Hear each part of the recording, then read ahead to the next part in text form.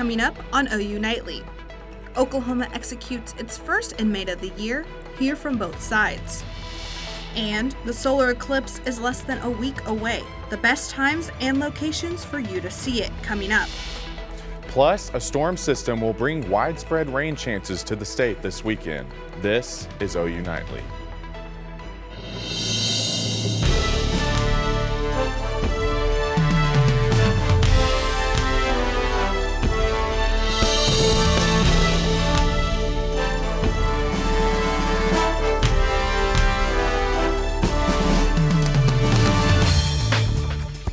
Thanks for watching OU Nightly. I'm Melina Samir. And I'm Coy Taylor. We begin tonight with the state of Oklahoma carrying out its first execution of 2024. Here's what we know.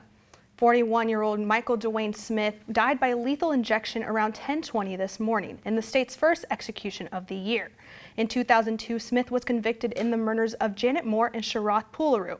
In a statement, Attorney General Getner Drubbin says he hopes the families of the victims were able to find some form of peace following the execution. Smith's attorney, Mark Henriksen, says the state failed his client. Whether he was guilty or innocent, he certainly had been a victim of a system that had failed him and his family throughout his childhood. The schools failed, the Department of Human Services failed, and he really had a very, very difficult upbringing. And I'm very sorry that the government thought it was in the government's best interest to take a human life today. The Oklahoma Pardon Parole Board denied Smith clemency by a 4-1 vote in March. Let's now turn to the ever-changing Oklahoma weather. Melina, it's finally feeling like spring out there. You're so right, Coy. Let's go outside to meteorologist Braden Seo. He's on the South Oval enjoying the sunshine and has a first look at your forecast. Braden. Thanks, guys. Yeah, it is definitely beautiful out here, feeling like spring. And with these warmer temperatures, of course, comes the trees starting to bloom out. And what that means is pollen is definitely something that we're going to have to contend with. And taking a look at that allergy report, you can see that tree pollen, specifically oak tree pollen, is in that high category, along with grass and mold in that lower category. But looking at those current temperatures across the state, you can see that we've got quite the spread. We're currently sitting right around that 70-degree mark here in central Oklahoma, approaching the 80s up in the Panhandle, even 83 up in Guyman. And coming up in the show, I'll talk more about these warmer temperatures, plus your solar eclipse forecast and some storm chances. Back to you in the studio. Thanks, Braden. Several residents at one Norman apartment are paying extra for garage parking and safety, but a string of car break-ins has them rethinking that extra price. OU Nightly's Abby William has the story. No one wants to have their car broken into, especially when paying for extra protection at their own home. Well, now that this has happened to me, like my guard is up, and it's an unnerving feeling. Like I felt very violated. At Callaway House Apartments, students are frustrated with management's response towards the issue. I went to go talk to the manager of Callaway last semester, and she wrote it down. She said there's nothing really they can do. I called them, I told them, and they told me that they didn't have any recordings, and so there was nothing that could be done, and they basically just told me sorry and hung up. Some students feel the garage parking is not as secure as advertised. Well, I don't really trust the parking garage anymore. I don't really feel like it's the safest place to be. Like, I'm paying a lot of money to park in there to have it be covered and safe, and the lack of cameras, I just feel like I'm terrified to leave anything else in there. The Norman Police Department advises any student who has had their car violated to report the incident. No matter if the incident seems really small or minor to that individual, or a significant amount of property was taken, they need to be making those reports with us so that we're able to hopefully identify a suspect and hold those accountable that are involved in these type of crimes. Callaway management declined to comment on the break-ins. Reporting in Norman, Abby Williams, OU Nightly. Anyone with information related to the break-ins should report it to the Norman Police Department. President Joe Biden and Israel's Prime Minister spoke over the phone for the first time today since Israeli airstrikes killed 7 aid workers. OU Nightly's Savannah Simmons has that and the rest of today's national and international headlines from the News Center. In that 30-minute phone call, the president told the prime minister that the deadly strike and the overall humanitarian situation in Gaza is unacceptable. Biden urged the leader to take steps to address the safety of aid workers. He also warned about the United States shifting its policy towards Israel. In eastern Taiwan, the search for more than 600 stranded people continues after a 7.4 magnitude earthquake struck the island on Wednesday morning. Taiwan's National Fire Agency reports at least 10 people have been killed, over 1,000 people injured, and 42 are missing. The country expects multiple aftershocks in the coming days, up to magnitude 7. Boeing has paid Alaska Airlines $160 million in initial compensation for the panel that blew out of their 737 MAX 9 jetliner in January. The payment helps return the fleet to service after Alaska grounded its other MAX 9s for 3 weeks. The payment also covers pre-tax loss related to the accident, but the airline stated that they expect additional compensation from Boeing. And Disney Plus is cracking down on password sharing starting in June. The company says it will start in a few countries first, then expand it before the end of 2024. Coy, Melina. Thanks, Savannah. Many states, including us here in Oklahoma, are gearing up for a total solar eclipse set on Monday. Parts of southeast Oklahoma will be in the path of totality. Nightly meteorologist Colin Rick walks us through what you can expect.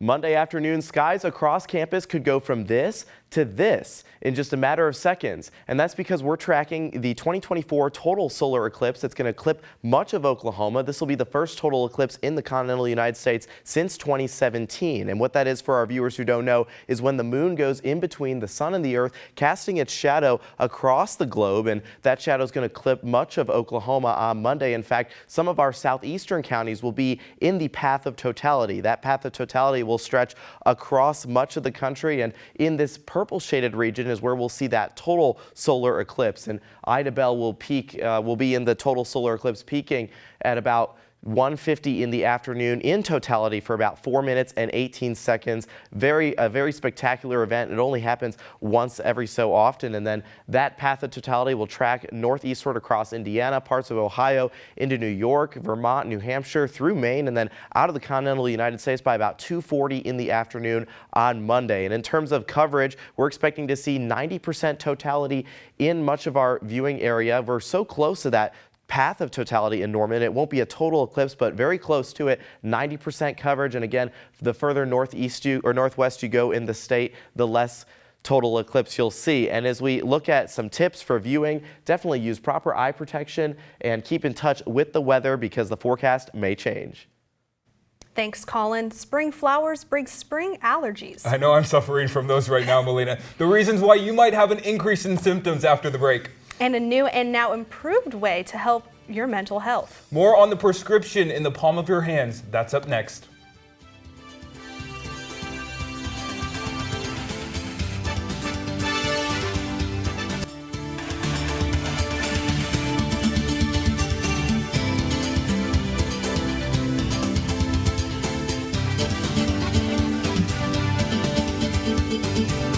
If you're someone who suffers from allergies, there's new information on why you may feel worse than usual.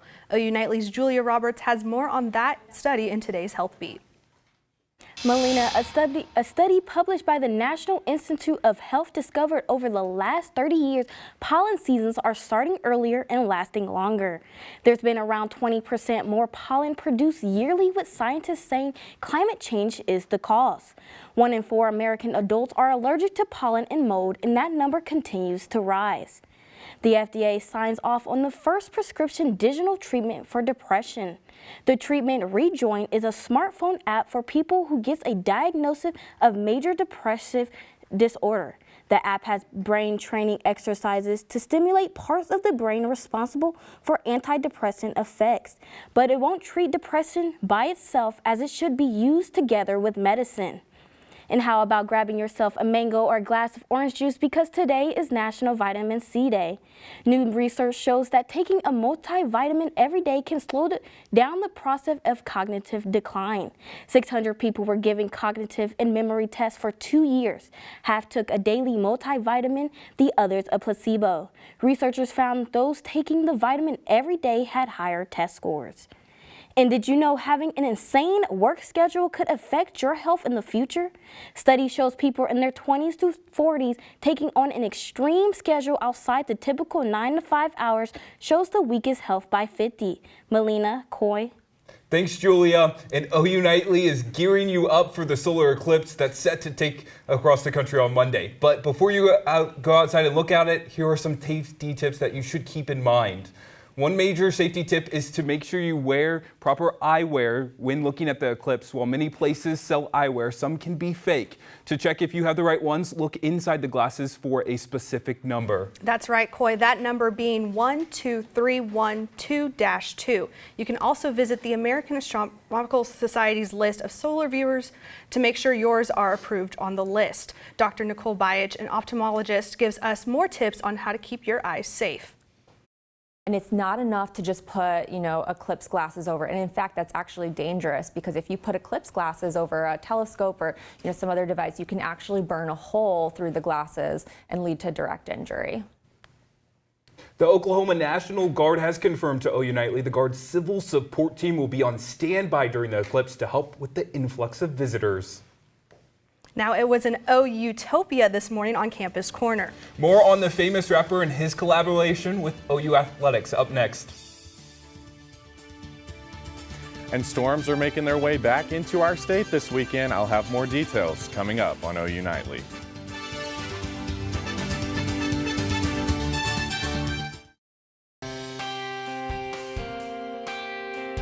Welcome back to OU Nightly on this fine Thursday afternoon, and you can see not a single cloud in the sky outside our weather center cam right now, and we've got temperatures in the lower 70s under, again, those beautiful sunny skies, and that dew point is quite low as well, which is helping to keep that heat index on the lower side, not feeling too humid out there. Temperatures across the Oklahoma City metro are in those lower 70s, some 60s up across northern counties, and then taking that wider view across the state, you can see up here in the northeastern part of the state, we're a bit cooler, but down here by the Red River Valley and especially up in the Panhandle, we've got temperatures in the upper 70s, even those lower 80s, and that will continue over the next couple of days. And this temperature change, even over the last 24 hours, shows that we are several degrees warmer across most of the state, up to 8 degrees warmer than this time yesterday here in Norman. And future wind gusts are going to be on the rise as well, especially into the day on Saturday. This is by 11 a.m. on Saturday, looking at wind gusts approaching 30 miles per hour here in central Oklahoma. Those increase even further through the afternoon. And that, along with lower humidity, is why we've got this elevated risk for fire danger here along the I-35 corridor. But as you go farther west, that risk rises into a critical risk for both Saturday and Sunday. But rain chances will be possible farther off to the east, especially east of I-35, where there is a marginal risk for some severe storms on Saturday. It's a lower end risk, but it's still there. Hail, damaging winds are the main threats with that.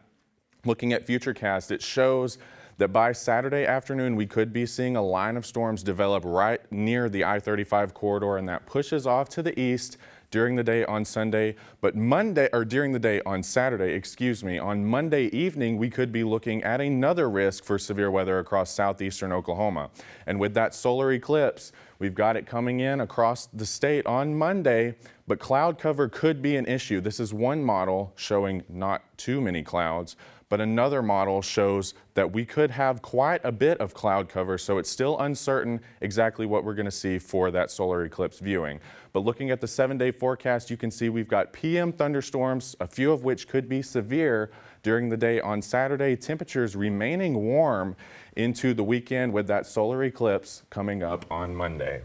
Well, Braden, so the solar eclipse, there won't be any severe weather to affect the viewing of that, would there? The severe weather threat is later in the day on Monday, so the solar eclipse should happen before then. Well, I know our weather team will keep on top of that severe weather threat. Thanks, Braden. Thank you. And check this out. Today, rapper Travis Scott released new clothes in collaboration with OU. The collection, dubbed Jack Goes Back to College, released today at Lid stores on Campus Corner and the one at the OU football stadium. The limited edition apparel contains shirt, pants, and many more featuring the Cactus Jack logo and OU embroidery. Scott chose 28 prestigious universities for the collaboration. Employee Drake Foley described what the store is expecting. We've at least had 200 people show up today, and everybody's, walked out with something, so that's pretty big. I'm expecting to see over 1,000 people here. Travis Scott's huge, so it's pretty big for, our company and everybody around here. The collection pieces range from $68 to $160 and will continue while supplies last. Now it's rivalry week for OU Diamond squads here at OU. And Gastos girls are sliding into Austin for one last Red River rivalry in the Big 12. Emily LaBeth has more in sports. And OU baseball heads up I-35 for a Bedlam battle. I'll preview both rivalry series coming up in sports.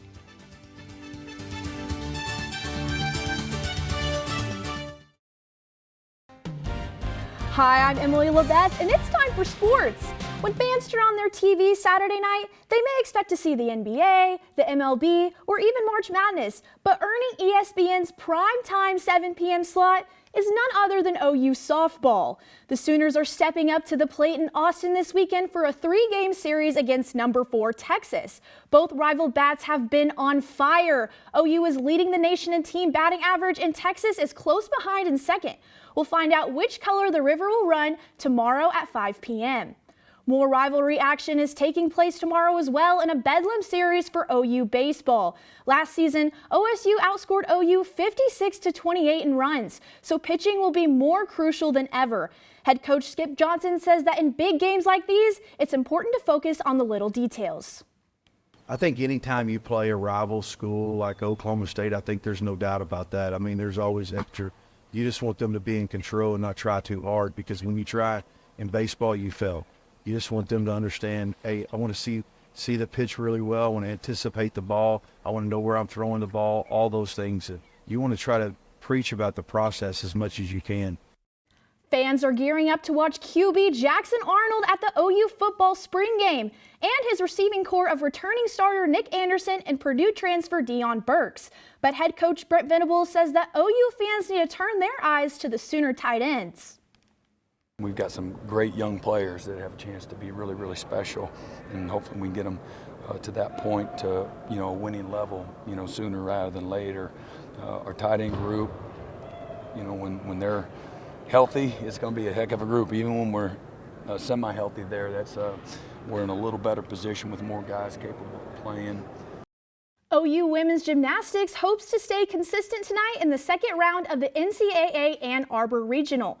This year was the 14th consecutive season they have earned a Regional 1 seed and could be the 14th consecutive season they win a regional championship. Serving it over to the court, after 2 shutout road wins, OU women's tennis is returning back to Norman to play their final home games this season. They clash with the Cougars of BYU tonight at 5 p.m. and take on Texas Tech Saturday at noon. And the Thunder played in the second half of a back-to-back last night in Boston. Josh Giddey had a team-high 17 points, but no SGA and no J-Dub proved too much to overcome the Celtics. Thunder lose big, 135-100. OKC has lost 2 games in a row and are currently the 3rd seed in the West, but they are only 1 game back of first place. Melina, Coy. Thanks, Emily. Still to come, the upcoming solar eclipse marks a milestone for one retiree. That's right. We'll take you to New York to show you why it's so special after this.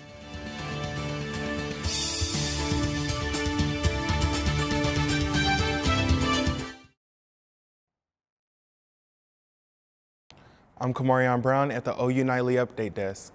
More police are investigating after a card skimmer was found in a local grocery store. They say the device had Bluetooth capabilities and they're working with the store to find out how it was installed. Authorities say you should monitor bank accounts for any suspicious activity regularly and consider cash or contactless payment options. Coy, Melina. I didn't want to live to my birthday. I wanted to live to see this. And I guess I'll make it. It's not too far away. In a matter of days, Dot will be celebrating her 102nd birthday on April 8th, the same day as the total solar eclipse. She says it won't be her first time experiencing the phenomenon. She remembers the last time something like this happened back in 1932. Her retirement community in upstate New York is in the path of totality. And it was a beautiful day out there today, Melina. I think that weather's continuing for your Friday as well. Yes, for sure. Let's head over to Braden Seo for one last look at our forecast. Thanks, guys. Yeah, that beautiful weather will continue into the day tomorrow. We'll start out a little bit on the chilly side, but we'll quickly warm up into those upper 70s under those sunny skies. But rain chances could return to the state, especially the eastern part of the state, coming up on Saturday. And looking at that 7-day forecast, you can see warm temperatures through the weekend with that solar eclipse on Monday and another chance for some storms coming up Tuesday and then moving out of the state into the day on Wednesday. Back to you. Thanks, Braden, and thank you for watching OU Nightly. I'm Melina Samir. And I'm Coy Taylor. Be sure to watch us tomorrow at 4:30. Have a great rest of your evening, Oklahoma.